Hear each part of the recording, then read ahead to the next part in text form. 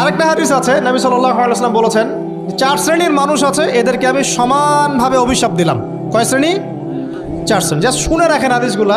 আমি জানি এই বিশ্বে আপনি এই হাদিসগুলোর উপর ইমপ্লিমেন্টেশনে যেতে পারবেন না, এটা আমি বুঝি, কিন্তু আকীদা ঠিক থাকতে কি কোনো সমস্যা আছে? একটা মানুষ পাপ করে, জেনে করে যে হ্যাঁ আমি জানি এই কাজটা খারাপ, ঠিক আছে। আরেকটা মানুষ মনে করে না এটা করলেও হয়, না করলেও হয়, কোনো সমস্যা নেই। আরেকটা মানুষ মনে করে যে না আমি একটা ডাহা পাপ করছি, এটা থেকে বেঁচে থাকা আমার উচিত ছিল কিন্তু আমি পারছি না, যে আমি মানি না এসব বিধান টিধান, যা ভালো মনে হবে দুনিয়ার জন্য করব। এরা কি সবাই সমান? একজন মানুষ যে জানে যে এটা খারাপ কাজ কিন্তু বাধ্য হয়ে সে করতে হচ্ছে, সে ব্যক্তি তো ওর চেয়ে কিছুটা হলেও উত্তম নাকি যে ব্যক্তি দেধারসে পাপ করছে?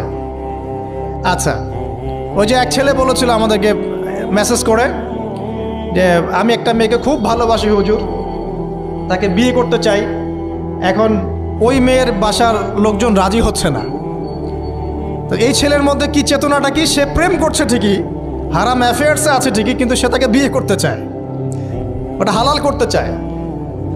আর এক ছেলে মেসেজ করছে, সে বলছে যে আমি এরকম জেনায় লিপ্ত ছিলাম, এখন আমি কি করব? আমি কি ওগুলো ছেড়ে দিয়ে ফিরে আসব, নাকি আমি ওই মেয়ের সাথেই জেনা অব্যাহত রাখবো? কি এই দুই ব্যক্তি কি সমান? সমান না। এটাই বোঝাচ্ছি আপনাদেরকে। দেখুন, 4 শ্রেণীর মানুষের কথা নবীজি বলেছেন। এক শ্রেণী হচ্ছে সেই ব্যক্তি যে নিজে সুদ খায়। কারা কারা খাই? এবার হাত উঠান, কারা কারা খান? আলহামদুলিল্লাহ। দ্বিতীয় শ্রেণী যারা খায় না কিন্তু মানুষকে দেয়। এবার দেন কারা কারা? আচ্ছা। 3 নাম্বার, খায়ও না দেয়ও না, খায়ও না দেয়ও না, সাক্ষী থাকে। সাক্ষী আছেন কারা কারা? সাক্ষী অনেক জনে আছে। আচ্ছা, মাশাআল্লাহ, লা ইলাহা ইল্লাল্লাহ। 4 নাম্বার, খায়ও না দেয়ও না, সাক্ষীও থাকে না, লিখে রাখে। এবার লেখেন কারা কারা? এইবার তো মুশকিল। এখানে তো অনেক বিসিএস ক্যাডার আছেন মনে হয়, এবং অনেক এমন এমন সেকশনে জব করছেন যেখানে লিখতে হচ্ছে নাকি। তো এই 4 শ্রেণীর মানুষকে নবী সাল্লাল্লাহু আলাইহি ওয়াসাল্লাম কি করেছেন ভাই, আমি শুনাই আপনাকে খালি। আল্লাহ নবী বলেছেন যে আমি 4 শ্রেণীর মানুষকে সমানভাবে অভিশাপ দিয়ে গেলাম, এতটুকু বলেছেন। এবার আপনি যদি মনে করেন যে নবী সাল্লাল্লাহু আলাইহি ওয়াসাল্লামের অভিশাপ কাঁধে নিয়ে আমার আমলগুলো কবুল হচ্ছে, বা আমি কবরের অ্যান্সার দিতে পারবো, প্রশ্নোত্তর, আমি এই মিজানের দাড়ি পাল্লা, আমার নেকির পাল্লা ভারী হবে, বা আমি রাসূল সাল্লাল্লাহু আলাইহি ওয়াসাল্লামের সুপারিশ পাবো, হ্যাঁ, বা আমি রাসূলের সাথে জান্নাতে থাকতে পারবো, আমি বলবো এই চিন্তাটা হবে একটা অলিক প্রসূত কল্পনা, আর কিছু না। এখন তওবা করেন আমার সাথে, বলেন আজকে থেকে কোনো রকমের সুদি কারবারে থাকবো না। তওবা করেন, বলেন আস্তাগফিরুল্লাহ আল্লাযী লা ইলাহা ইল্লা হুয়াল হাইয়ুল কাইয়্যুম ওয়া আতুবু ইলাইহি। তওবা করলেন তো? ভ্যান চালায় খাবেন, রিক্সা চালায় খাবেন, কৃষিকাজ করে খাবেন, ব্যবসা করে খাবেন, ছোট্ট একটা মুদির দোকান করে খাবেন, যদি কিচ্ছু করতে না পারেন রাস্তায় মুচিগিরি করে হলে খাবেন, সেলুনে বারবার হয়ে খাবেন, তারপরে সুদের দিকে যাবেন না ইনশাআল্লাহ। পারবেন? আপনার রিজিক কি আপনার হাতে না আল্লাহর হাতে? না, আমাদের রিজিক তো আমাদের হাতে। যে ব্যক্তি মনে করে রিজিক আল্লাহর হাতে, সে কি কখনো ঘুষ নিতে পারে? সে অন্যের সম্পদ আত্মসাৎ করতে পারে?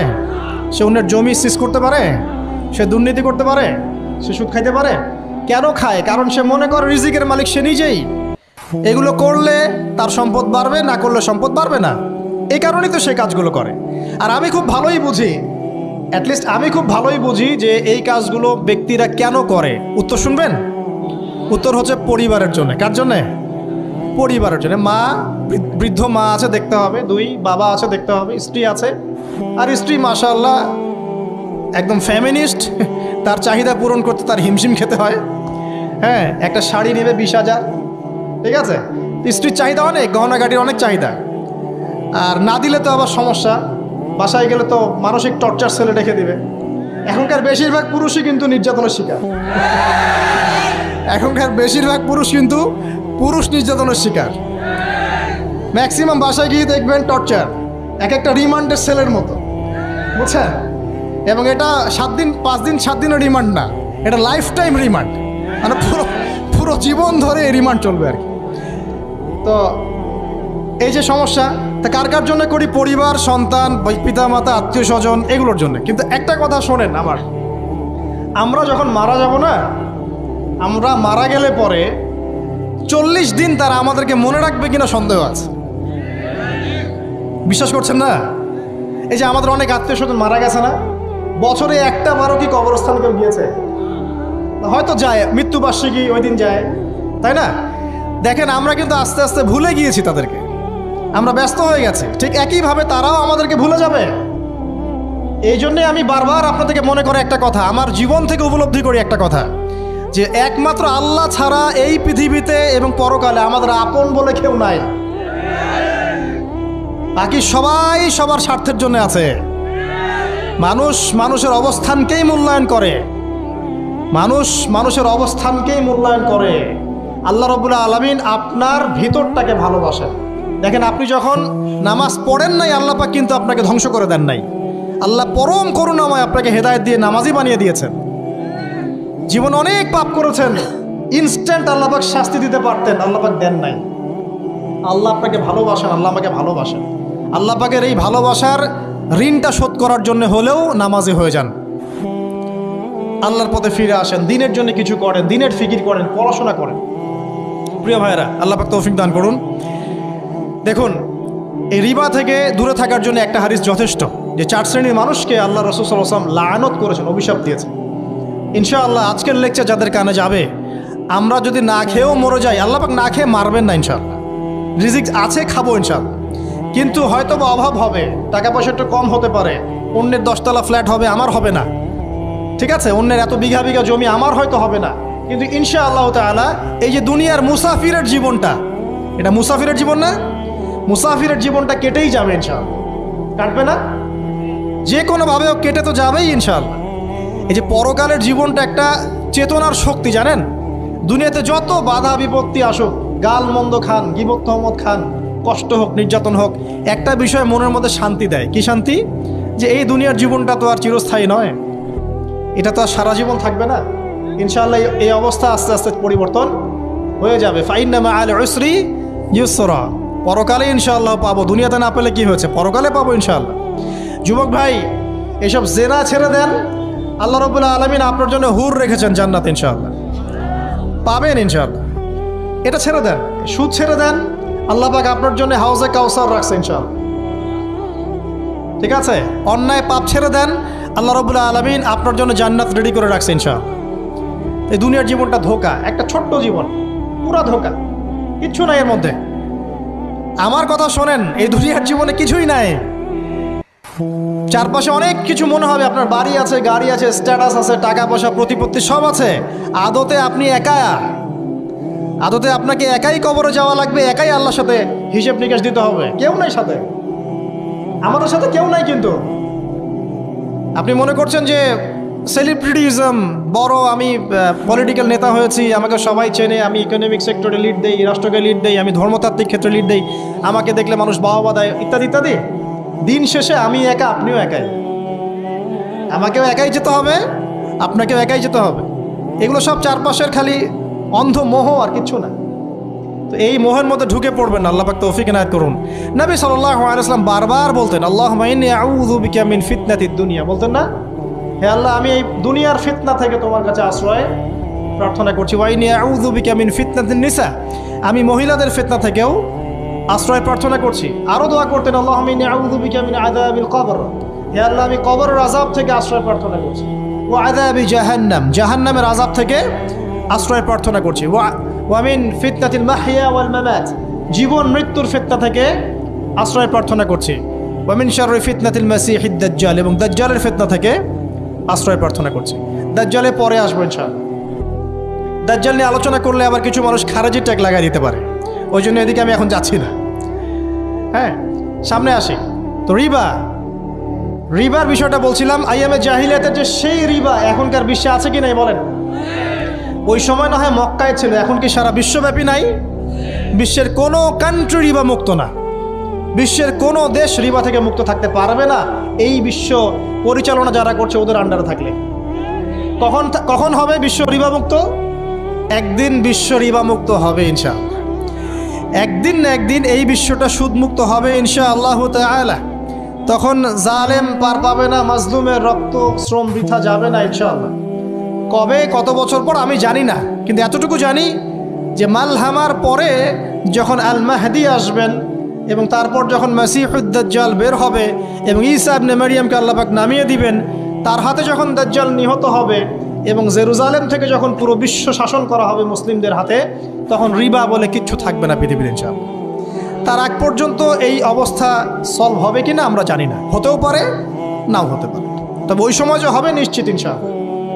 আসুন, আইয়ামে জাহিলিয়াতের আরেকটা বড় পাপ ছিল যে এক ভাই বলেছেন, সেটা হচ্ছে নারীর অবমাননা। কে বলেছে এই কথাটা? সামনে একজন। হ্যাঁ, আইয়ামে জাহিলিয়াতের অন্যতম একটা সেরা পাপ ছিল কি? নারীর অবমাননা। এটা নিয়ে কি বলতে হবে? এখন ধর্মের মধ্যেও আমরা নারীদেরকে অবমাননা করছি। বহু নামাজি ব্যক্তি আছে আমাদের মধ্যে, দেখবেন বোনের সম্পত্তি দেয় নাই,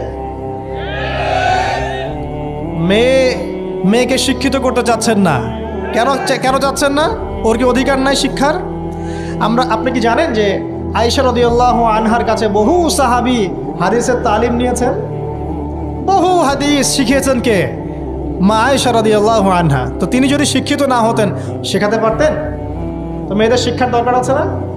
হ্যাঁ, কি বিষয় দরকার? তাদের উপযুক্ত পরিবেশ নিশ্চিত করতে হবে, নিরাপত্তা, পর্দা এগুলো নিশ্চিত করতে হবে। তারপরে মেয়েদেরকে আপনি অবশ্যই শিক্ষিত করবেন। ঘরের কোণায় বসে রাখতে কে বলেছে? আপনি নিরাপদ পরিবেশ দেন, পর্দা দেন, তারা মাদ্রাসা যাবে, পড়াশোনা করবে। ঠিক আছে? আল্লাহ পাক আমাদের মা বোনদেরকে শিক্ষিত করার তৌফিক দান করুন, আমিন। ভালো ভালো কোয়ালিটি সম্পন্ন মহিলা মাদ্রাসা গড়ে তোলেন। আর মেয়েরা যদি শিক্ষিত না হয় তাহলে আমাদের বাড়ির বউরা শিক্ষিত হবে না, আর বউ শিক্ষিত না হলে আপনি একা শিক্ষিত হয়ে লাভ নাই। তখন ওই যে বললাম টর্চার সেল, ওই টর্চার সেলে ঢুকতে হবে আর কি। কথা বুঝতে পারছেন না? আগে বিয়ে শাদী করেন, বুঝবেন ইনশাআল্লাহ। আর যারা করেছেন তারা অলরেডি হাসছে যে মিট করে দেন। ঠিক আছে? আচ্ছা, সামনে আসেন।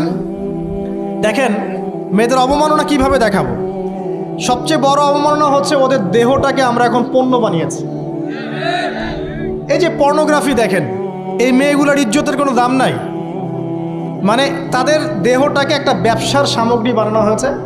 এবং আমি একটা লেকচার দিয়েছিলাম ঢাকায়, নীল দর্পণ, দেখবেন অনলাইনে আছে। ওখানে আমি স্ট্যাটিস্টিক দেখিয়েছি যে সারা বিশ্বে এই যে আমেরিকায় শুধুমাত্র $12 বিলিয়ন ব্যবসা করে পর্ন দিয়ে। এটা একটা ব্যবসা, একটা ইন্ডাস্ট্রি। যেমন ফিল্ম ইন্ডাস্ট্রি আছে, তারপরে গানের ইন্ডাস্ট্রি আছে না, এরকম একটা ইন্ডাস্ট্রি হচ্ছে এই পর্ন ইন্ডাস্ট্রি। এখানে সবাই অ্যাক্টর অ্যাক্ট্রেস, এরা হচ্ছে অভিনেতা অভিনেত্রী। এখানে যা দেখানো হয় এগুলো কিন্তু রিয়েল না, বাস্তব না, সব ফেক। বুঝতে পারছেন না কথা? এগুলো অভিনয়, এগুলো ফেক। এবং এটা একটা ইন্ডাস্ট্রি, এর মধ্য দিয়ে মেয়েদের দেহটাকে পণ্য বানিয়ে সারা বিশ্বে ব্যবসা করছে। এবং এর একটা অন্যতম উদ্দেশ্য হচ্ছে মুসলিম যুবকদের ঈমান যেন নষ্ট করা যায়। কারণ মুসলিম যুবকদের ঈমান চলে গেলে তারা নিশ্চিন্ত, ওদের পথে আর কেউ বাধা নাই। কারণ ওদের এই জুলুমের পথে বাধা যদি কেউ দিতে পারে তাহলে কারা দিবে? মুসলিমরা। আর মুসলিমদের মধ্যে সবচেয়ে শৌর্যবীর্য কাদের মধ্যে থাকে? যুবকদের মধ্যে। তো যুবকদের ঈমান যদি চলে যায় তাহলে এদের আর কোনো সমস্যা নেই। তো এই বিষয়টা খেয়াল করবেন যে এটা একটা ইন্ডাস্ট্রি। সো এখানে আমরা মেয়েদের দেহটাকে আমরা কি বানিয়েছি? পণ্য বানিয়ে দিয়েছি। আর এখন তো চলছে কাপড় খোলা সংস্কৃতি। প্রত্যেকটা সেক্টরে আপনি গিয়ে দেখবেন মেয়েদের ইজ্জত, সম্মান, আব্রুটাকে উন্মুক্ত করে এটাকে দিয়ে আমরা বিজনেস করছি আর কি। এটা একটা বিজনেস। এখানে সমাধান কি? সমাধান আয়েশা রাদিয়াল্লাহু আনহা। সমাধানকে? সমাধান ফাতিমা রাদিয়াল্লাহু আনহা। সমাধানকে? সমাধান খাদিজা রাদিয়াল্লাহু আনহা। আমাদের মা, আমাদের বোন, আমাদের স্ত্রীদেরকে তাদের মতো করে মানুষ করতে হবে, গড়ে তুলতে হবে ইনশাআল্লাহ। দেখবেন নারীর সত্যিকারের সম্মান নিশ্চিত হবে ইনশাআল্লাহ। ইসলাম কি কখনো বলেছে যে মেয়েরা কাজ করতে পারবে না, পড়াশোনা করতে পারবে না ইত্যাদি? এই নাস্তিকরা তো ঠুনকো যুক্তি দিয়ে আক্রমণ করে। কে বলেছে সমস্যা? এমন ইসলামিক স্টেট আছে যেখানে একটা স্টুডিও, মনে করি স্টুডিও, ছবি তোলা হয়, কথার কথা, সেখানে সব কর্মী মহিলা, কোনো পুরুষ নাই। একটা মাদ্রাসা, সমস্ত কর্মী মহিলা, কোনো পুরুষ নাই। একটা স্কুল, সবাই মহিলা, কোনো পুরুষ নাই। ওখানে মেয়েরাই পড়ে, মেয়েরাই শেখায়। জায়েজ না জায়েজ বলেন? একটা নিরাপদ পরিবেশে যদি মেয়েরাই মেয়েদের দায়িত্ব নিয়ে পড়াশোনা করায়, ব্যবসা করে, অন্য কিছু করে, জায়েজ না জায়েজ? তাহলে পরিবেশ নিশ্চিত করাটা হচ্ছে চ্যালেঞ্জ। ইসলাম বলছে না যে আপনি তাকে একদম মানে অজ্ঞ করে রেখে ঘরের কোণে ফেলায় রেখে দেন, তাকে আপনি পড়াশোনাও শেখাবেন না, সম্পত্তির অধিকারও দিবেন না, কিছুই না। এগুলো ইসলাম কখনো বলেনি। বলেছে আরে বোকা মানুষ, রাসূলুল্লাহ সাল্লাল্লাহু আলাইহি ওয়াসাল্লামের সময় তো মহিলা সাহাবীরা উহুদের যুদ্ধও করেছে। কি শুনলেন? রাসূল সাল্লাল্লাহু আলাইহি ওয়াসাল্লামের সময় মহিলা সাহাবী উহুদের যুদ্ধও করেছে। উহুদের যুদ্ধের নাম শুনেছেন? ওখানে মহিলা সাহাবীও ছিল তীরন্দাজ। তাহলে মহিলারা কি করে নাই নবীর যুগে? খাদিজা রাদিয়াল্লাহু আনহা যত বড় ব্যবসায়ী ছিলেন, এখন এত বড় ব্যবসায়ী পাবেন? কোনো মেয়ে আছে এত বড় ব্যবসায়ী? উসমান রাদিয়াল্লাহু আনহু যত বড় বিজনেসম্যান ছিলেন, এখন এত বড় বিজনেসম্যান আছে? তো কি ছিল না সেই স্বর্ণযুগে? ওই স্বর্ণযুগের সুন্নতি আমাদেরকে আমল করতে হবে। আল্লাহ পাক তৌফিক ইনায়াত করুন, আমিন। প্রিয় মা ও বোনেরা, পর্দা ছাড়বেন না। আপনাদের জন্য 4টা কাজ: স্বামীর আনুগত্য করা, লজ্জাস্থানের হেফাজত করা, আপনার 5 ওয়াক্ত সালাত ঠিকঠাক মতো আদায় করা এবং রমজান মাসে সাওম রাখা। নবীজি বলেছেন সাল্লাল্লাহু আলাইহি ওয়াসাল্লাম, জান্নাতের যে কোনো দরজা দিয়ে ইচ্ছা আপনি প্রবেশ করতে পারবেন। আপনার জন্য সহজ। আর স্বামীর আনুগত্য বলতে আমি বুঝাইনি স্বামীর দাসত্ব করতে হবে, এটা বলিনি। এখনকার কিছু ফ্যামিলিস্ট মেয়ে আছে, ওরা আনুগত্য শব্দ মনে হয় যে দাসত্ব মনে হয়। আনুগত্য দাসত্ব এক জিনিস না। আনুগত্য কি? স্বামী কোরআন সুন্নাহর অনুকূলে কোনো কথা বলেছে, আপনি মানবেন। স্বামী বলছে পর্দা করো, তোমাকে ভালোবেসে বলছি তুমি পর্দা করো, তুমি আমার অনেক প্রিয় একজন মানুষ, তুমি বেপর্দায় বাইরে যাবা, লোকজন দেখবে, কেমন হয়? ঠিক আছে, তোমাকে তো আমিই বিয়ে করেছি, তুমি আমার, মানুষ তোমাকে দেখবে কেন? ঠিক আছে। তো এখন স্বামী ভালো কথা বলেছে, আপনি শুনলেন, এটা আনুগত্য। আর ওই স্বামী যদি বলে আসো তো আমার কলিগরা এসেছে, ওকে খাবার সার্ভ করতে হবে, আসো খাবারটা পরিবেশন করো, এখন আপনি বেপর্দা হয়ে আপনার স্বামীর কলিগের সামনে খাবার পরিবেশন করতে শুরু করলেন, এটা কি আনুগত্য করতে হবে? এটা তখন আপনি আনুগত্য করবেন না। সিম্পল, কোরআন সুন্নাহর অনুগত কাজে আপনি স্বামীর আনুগত্য করবেন, বিপরীতে গেলে আপনি করবেন না। স্বামীর আনুগত্য মানে স্বামীর দাসত্ব নয়। আর এই হাদিসটা আপনি কেন ভুলে যান যে আল্লাহ রাসূল সাল্লাল্লাহু আলাইহি ওয়াসাল্লাম বলেছেন, আল্লাহ ছাড়া যদি কাউকে সেজদা করা যেত, সম্মান বুঝাচ্ছেন, আল্লাহ ছাড়া যদি কাউকে সেজদা করা জায়েজ হতো, আমি মেয়েদেরকে বলতাম যেন স্বামীকে সেজদা করে। কেন? কারণ আপনাকে রেসপন্সিবিলিটি, আপনার খাবার, আপনার ফুড, আপনার শেল্টার, আপনার মানে পুরো দায় দায়িত্ব নিজের হাড় ভাঙা পরিশ্রম দিয়ে, জীবনের ঝুঁকি নিয়ে স্বামী আপনার জন্য করে। সে আপনার সম্মান পাওয়ার যোগ্য তো? সে কি আপনার সম্মান পাওয়ার যোগ্য নয়? আপনি যদি সম্মানের হক আদায় না করতে পারেন তাহলে আপনি অকৃতজ্ঞ। আর অকৃতজ্ঞ মেয়ে কখনো জান্নাতে যাবে?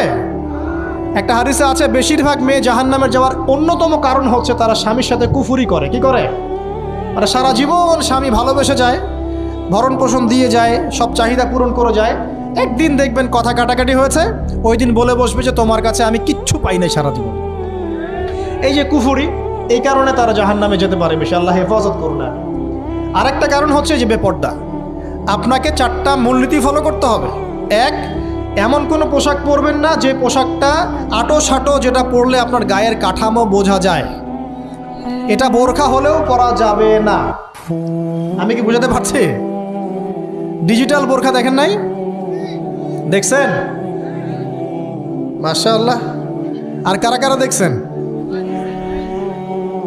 এদিকে চোখ বেশি যায় না? আচ্ছা, এমনি দেখা যায়, চোখ দিতে হয় না, এমনি দেখা যায়। ডিজিটাল বোরখা চলবে না, ডিজিটাল বোরখা চলবে না। আমার মত, এটা আমি মত দিচ্ছি, আমি আল্লাহর রাস্তায় সময় দিয়েছি অনেক দিন, এবং এখানে যে পর্দাটা শেখানো হয় এরকম পর্দা আমি অন্য কোথাও দেখিনি। এত চমৎকার পর্দা শেখানো হয়। কারা কারা সময় লাগিয়েছেন? 3 দিন 7 দিন সময় দিয়েছেন কারা কারা? বেশিরভাগই দেন নাই। সমস্যা নাই, দিতে হবে, আমি বাধ্যতামূলক বলিনি আপনাকে। বলেছি এখানে পর্দা শেখানো হয়, চমৎকার পর্দা শেখানো হয়, যে এখানে চোখটা পর্যন্ত তাদের ঢেকে রাখার তালিম দেওয়া হয়। যাই হোক, যেখানেই শেখেন অ্যাটলিস্ট পর্দাটা শিখলেই হলো। এমন পোশাক হবে না যেই পোশাকটা আটো সাটো, যেটা পরে আপনার গায়ের কাঠামো বোঝা যায়। 2 নম্বরে, এমন পোশাক পরা যাবে না যেই পোশাকটা পরলে বাহির থেকে ভিতরের অঙ্গ দেখা যায়। দেখেছেন? দেখেন নাই? দেখছেন হুজুর? আচ্ছা, আপনারা তো সব দেখেন দেখি। তারপরে 3 নাম্বার, এমন পোশাক পরা যাবে না যেটা অমুসলিমদের সাথে সাদৃশ্য আছে। কথা বুঝতে পারছেন? অমুসলিমদের ধর্মীয় বিষয়ের সাথে সাদৃশ্য আছে এমন পোশাক মুসলিম মেয়েদের পরা যাবে না। এর মানে এই নয় যে অন্য ধর্মকে আপনি আক্রমণ করবেন, এটাও নয়। যে যার ধর্ম তাদের স্বাধীনতা মতো পালন করবে। মুসলিমরা বাধা দিবে? দিবে না। মুসলিমরা দাওয়াত দিতে পারে। কি করতে পারে? দাওয়াত দিতে পারে যে ভাই এই যে লা ইলাহা ইল্লাল্লাহর কনসেপ্ট আপনাকে বুঝাচ্ছি, আল্লাহ ছাড়া কোনো মাবুদ নাই, মুহাম্মদ সাল্লাল্লাহু আলাইহি ওয়াসাল্লাম সর্বশেষ রাসূল, এই কোরআন পড়ুন, হাদিস পড়ুন, দেখুন এটাই হচ্ছে মানবতার মুক্তির সনদ। এরপর যদি সে ইসলাম কবুল করে আলহামদুলিল্লাহ, যদি না করে এর হিসাব কে দিবে? সে নিজে দিবে। এর হিসাব কি আমাকে দেওয়া লাগবে? দেওয়া লাগবে না। তো অমুসলিমদের সাথে সাদৃশ্য আছে এমন পোশাক চলবে না। আর 4 হচ্ছে পুরুষরা মেয়েদের পোশাক পরতে পারবে না, মেয়েরা পুরুষদের পোশাক পরতে পারবে না। জি, আপনাদেরকেই বলছি, আপনারা জিন্স পরতে পারবেন না, মেয়েদেরকে বলছি, এবং টি শার্ট পরতে পারবেন না। আপনারা ওই যে যা ইচ্ছা তাই ড্রেস পরে বলবেন যে 1000 বছরের সভ্যতা সংস্কৃতি, এসব বাজে কথা চলবে না। এটা 1000 বছরে কোনোদিনও আমাদের দাদা নানিরা এগুলা কখনো পরে নাই। পড়ছে? আপনার দাদি কখনো এরকম পরছিল শাড়ি? তো যে বললো 1000 বছর থেকে পরে আসতেছে নাকি? সুবহানাল্লাহ। তো এখানে বিষয়টা হচ্ছে পুরুষ মেয়ের পোশাক পরতে পারবে না, মেয়ে পুরুষের পোশাক পরতে পারবে না। আমি খুব সংক্ষিপ্ত করে আপনাকে কোরআন সুন্নাহ থেকে 4টা মূলনীতি বলে দিলাম। এই 4টা মূলনীতি কোরআনেও আছে, হাদিসেও আছে। আসেন, এই যে নারীর অবমাননা, এই বিষয়টা আইয়ামে জাহিলিয়াতে যেমন ছিল এখন দেখবেন আরও বড় পরিসরে এসেছে। আসে নাই? এই যে ফ্যাশন শো, দেহের প্রদর্শনী, বিভিন্ন ফিল্মস দেখবেন, ফিল্ম ইন্ডাস্ট্রিজে দেখবেন, মিউজিকে দেখবেন, পর্নে দেখবেন, মেয়েদের দেহটাকে নিয়ে ব্যবসা করা হচ্ছে। আগে তো না হয় কন্যা সন্তান হলে জীবন্ত পুঁতে ফেলতো নাকি? এখন যদি গর্ভের বাচ্চা মেয়ে জানে, অনেকে আগেই মেরে ফেলায়। বোঝেন নাই মনে হয়? অনেকে যদি জানে যে গর্ভে মেয়ে সন্তান আছে, আগেই মেরে ফেলায়। এমন অনেক দেশ আছে, আমি নাম বলছি না দেশের সঙ্গত কারণে, যে সেই দেশে এরকম মেয়ে সন্তানকে এই যে খালাস করে ফেলার, নষ্ট করে ফেলার, ভ্রূণ নষ্ট করার আলাদা ক্লিনিক আছে, আলাদা হসপিটাল আছে। বলে নাউজুবিল্লাহ। তো আসলে ওই 1450 বছর আগের মানুষটা বেশি বর্বর ছিল না আমরা বেশি বর্বর? এই অধিকারের কথা বলে বলে আমরা মেয়েদের দেহটাকে নিয়ে এখন মস্করা করছি, তামাশা করছি। সবচেয়ে সেরা অধিকার কোথায় পাবে? কোরআনে পাবে, হাদিসে পাবে, ইসলামে পাবে।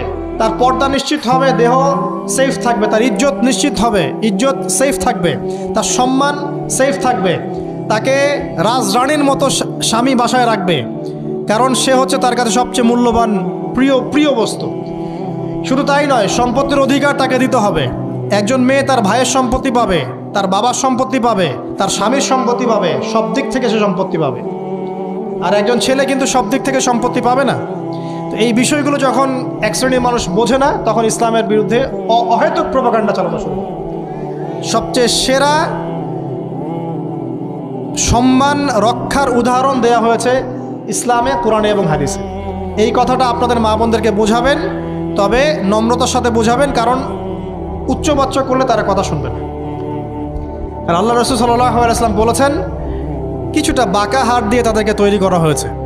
যদি আপনি শক্ত করে চাপ দিতে যান তাহলে ভেঙে যাবে, আর যদি আপনি ওই অবস্থায় ছেড়ে দেন তাহলে বাঁকাই থেকে যাবে। এখানে আপনাকে হিকমা অবলম্বন করতে হবে। আল্লাহ পাক তৌফিক দান করুন। একটা বিষয় বলছিলাম, ওই যে শিরকের পাপ এখন গ্লোবালাইজেশন হয়েছে না, ওই সুদের পাপ এখন গ্লোবালাইজেশন হয়েছে না। গ্লোবালাইজেশন বোঝেন? মানে বিশ্বায়ন, পুরো বিশ্বে ছড়িয়ে পড়েছে না। আর একটা হচ্ছে এই যে মেয়েদের অবমাননা, এটা সারা বিশ্বে ছড়িয়ে পড়ে নাই। আচ্ছা, আর দুটো বলবো, এরপর বলে আমি শেষের দিকে যাচ্ছি। আসেন, একটা হচ্ছে মাদক।